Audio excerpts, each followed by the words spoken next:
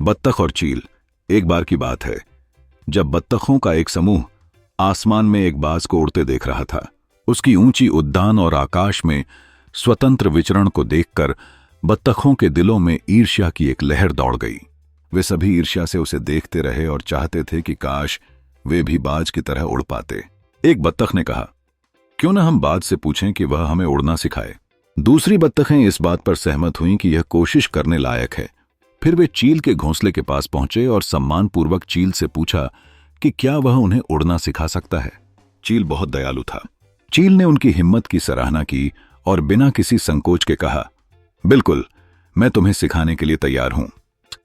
बत्तखों की आंखों में चमक आ गई और उन्होंने अपनी तैयारी आरंभ की जैसे वे किसी नई यात्रा पर निकलने वाले हों। बत्तखों ने पूरा दिन चील के साथ उड़ान भरने का अभ्यास किया।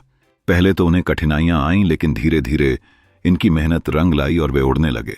दिन के अंत में जब उन्हें अपनी मेहनत का फल मिला तो उन्होंने चील का दिल से धन्यवाद किया। भले ही यह उनका पहला अनुभव था, लेकिन उनके चेहरे की मुस्कान बता रही थी कि उन्होंने एक अद्भुत उपलब्धि हासिल की है। हम सभी ने जीवन में कई उपयोगी चीजें सीखी हैं, चाहे किताबें पढ़ने से, पॉडकास्ट सुनने से या कक्षाओं में भाग लेने से। शायद ये हमारे स्वास्थ्य, रिश्तों से जुड़ी सलाह, संचार के तरीके, करियर में उन्नति या अन्य उपयोगी चीजें हैं जिन्हें अगर लगातार लागू किया जाए तो वास्तव में हमारे जीवन की गुणवत्ता में सुधार हो सकता है। बड़ा सवाल यह है कि क्या हम उनका इस्तेमाल करना याद रखते हैं या क्या हम बत्तखों की तरह अपनी पुरानी आदतों पर वापस लौट जाते हैं।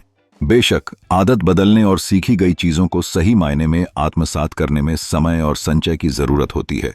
महत्वपूर्ण बात यह है कि हमारे पास खुद को बेहतर बनाने का इरादा है और उस दैनिक अभ्यास को जारी रखना है।